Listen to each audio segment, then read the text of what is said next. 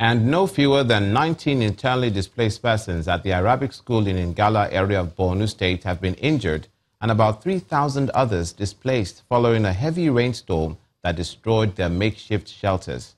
The spokesperson for the United Nations Office for the Coordination of Humanitarian Affairs, Samantha Newport, confirmed this incident to Channels Television and said no life was lost, but more than 300 units of tents and other valuables were destroyed. She says the injured are already being treated at the camp clinic, while efforts are going on to rebuild the tents. In the northeast, in the rainy season, the roads become impassable to many locations where we have internally displaced persons and other people of need.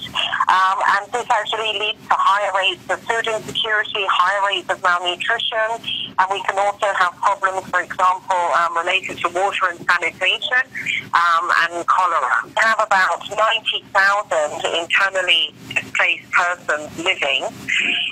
There was a major rainstorm and about 400 shelters were destroyed in one of the two IDP camps, in Arabic school IDP camp, affecting about 2,500 individuals. So at the moment, the humanitarian organizations, the UN and partners are working to rebuild these structures. But this kind of storm is something, obviously, that we're going to start seeing more of. In fact, we've already had a few of these.